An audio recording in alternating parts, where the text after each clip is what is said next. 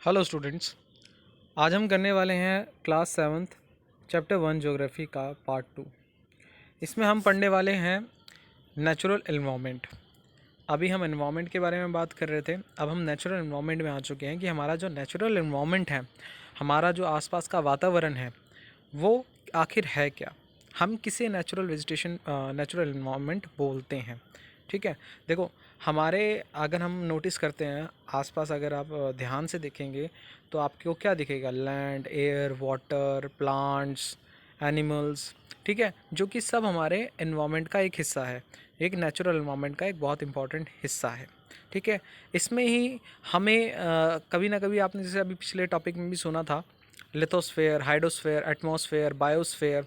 ये जो फैक्टर्स हैं या ये जो इम्पोर्टेंट टर्म्स हैं, ठीक है, फीचर्स हैं हमारे नेचुरल एनवायरनमेंट के, अब हम उसको पढ़ेंगे कि आखिर इसका मतलब क्या निकलता है। देखो, हम लैंड के बारे में जानते हैं, वाटर के बारे में जानते हैं, एयर के बारे में भी जानते हैं होता क्या है, और प्लांट्स के बारे में और एनिमल्स के बारे में भी। लेकिन आज अब हम पढ़ेंगे कि लिथोस्फेयर क्या होता है, हाइड्रोस्फेयर क्या होता है, एटमॉस्फेयर क्या होता है और बायोस्फेयर क्या होता है। मैं आपको एक समराइज वे में बताऊंगा इसका आंसर, मतलब मैं आपको एक्सप्लेन करता रहूँगा, टॉपिक्स में बताऊंगा कि इनका मतलब क्या होता है। देखो, लिथोस्फेयर का मतलब होता है जो रिसोर्सेज या जो चीज़ें जो हमारे लैंड से जुड़ी हुई हैं उसको हम क्या बोलते हैं?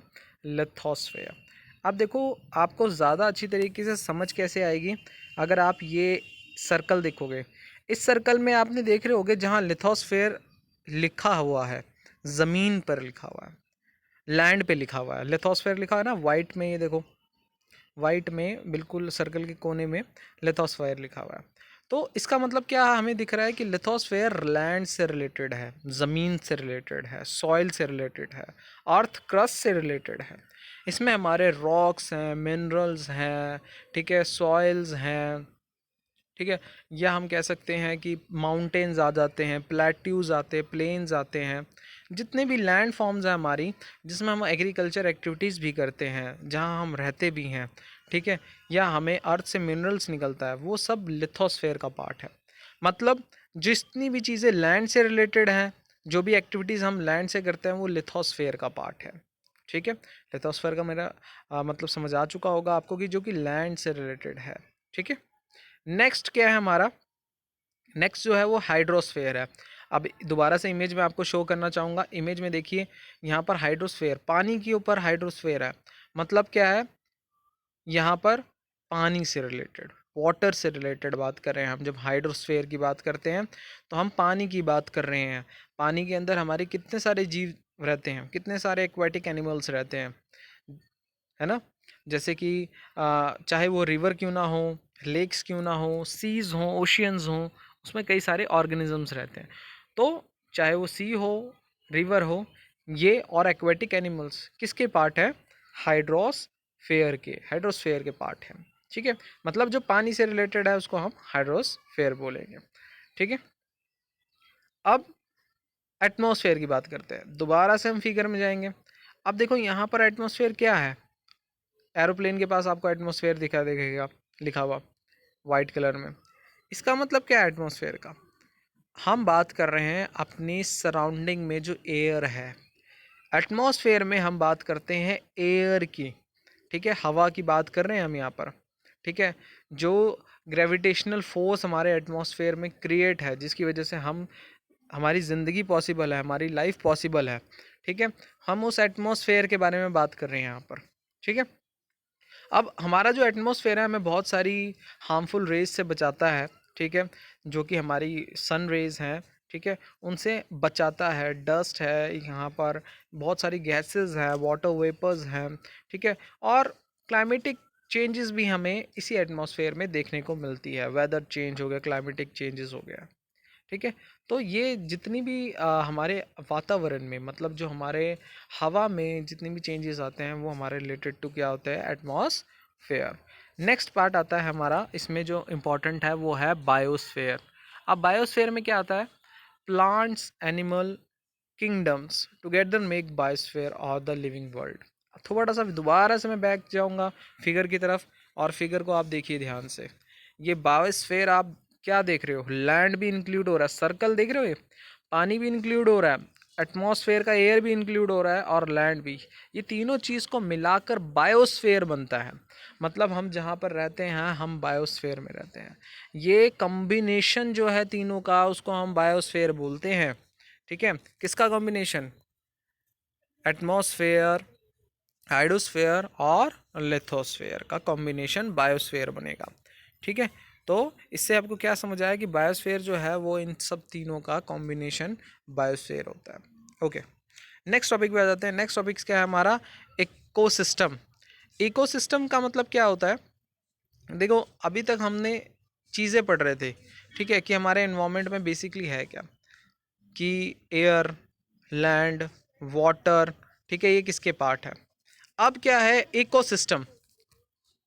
इकोसिस्टम में हमारा क्या है कि एक ऐसा इंटरेक्शन है हमारे सब लिविंग बींग से, एक ऐसा कनेक्शन है जिसमें हमारी हर एक चीज़ से जो लाइफ है वो जुड़ी होती है, उसको हम इकोसिस्टम बोलते हैं। सो इकोसिस्टम का मतलब यही हुआ कि हमारा जो एटमॉस्फेयर है, ठीक है, ये हमारा जो बायोस्फेयर है, चाहे वो लिविंग ऑर्गेनिजम्स हो या नॉन लिविंग ऑर्गेनिजम्स हो, उनके बीच में जो इंटरेक्शन है उसको हम इकोसिस्टम बोलते हैं। आसपास जो देखोगे ना, ये हमारा इकोसिस्टम है हमारा। चाहे हम एनवायरनमेंट की बात करें, ये भी इकोसिस्टम का ही पार्ट है।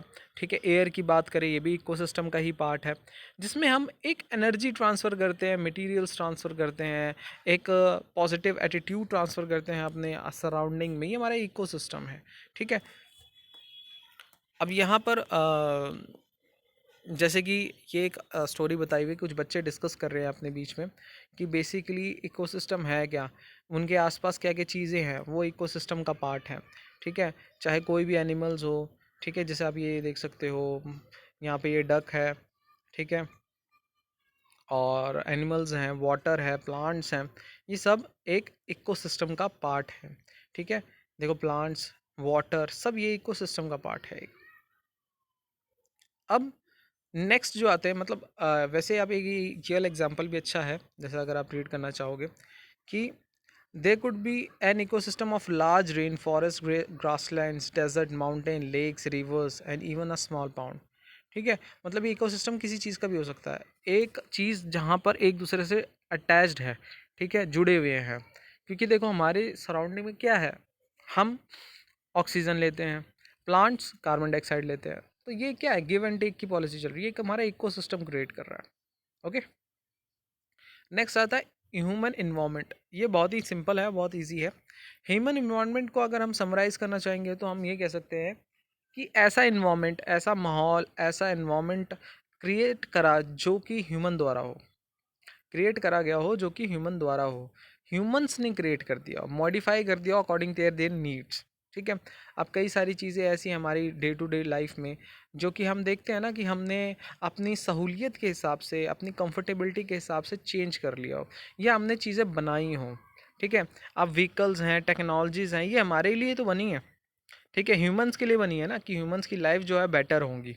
इलेक्ट्रिसिटी बनी है, ये हमारे लिए बनी है, मोबाइल फ़ोन्स बने हैं, ये हमारे लिए बने हैं। तो ये एक ह्यूमन एनवायरनमेंट है कि क्रिएट करा जा रहा है ताकि जो है एक ह्यूमन लाइफ जो है ज़्यादा इम्प्रूवमेंट कर सके। आप चाहे क्रॉप्स की बात करते हैं, ठीक है, या एनिमल्स की बात करते हैं, क्रॉप्स हम उगाते हैं, उसको ज़्यादा अच्छी प्रोडक्टिविटी के लिए अच्छी क्रॉप्स, सीड्स यूज़ करते हैं, फर्टिलाइज़र यूज़ करते हैं और बहुत सारी चीज़ें यूज़ करते हैं। वो किस लिए हैं? ये सारे का सारा सिस्टम जो है वो इसी वजह से है कि हम एक हेल्दी ह्यूमन एनवायरनमेंट बना सके, ताकि हम अपनी ग्रोथ कर सके, ह्यूमन लाइफ जो है वो और बेटर हो सके। ठीक है, प्रोडक्शन है, इंडस्ट्रीज़ का प्रोडक्शन है, इंडस्ट्रियल रेवोल्यूशन आया है, मतलब ये जो चीज़ें हैं ना जो कि हमारे आसपास जो दिख रही हैं हमें, चाहे हमारे लिए आज की डेट में अच्छी हों, लॉन्ग टर्म के लिए नुकसान हो, लेकिन बनाई सिर्फ ह्यूमंस के लिए गई है। ये क्रिएट जो करा जा रहा है हमारे आसपास, जितनी फैक्ट्रियाज हैं, दुकान हैं, ठीक है, मशीन्स हैं और ट्रांसपोर्ट फैसिलिटीज़ हैं हमारे पास, ये सब चीज़ें ह्यूमन इन्वायरमेंट है। ठीक है, ह्यूमंस के लिए बनाई गई हैं। ओके, सो यहाँ पे ये आपका जो चैप्टर है एंड हो जाता है। क्वेश्चन आंसर्स हम इसके बाद में डिस्कस कर लेंगे, ठीक है, नेक्स्ट चैप्टर में। Thank you.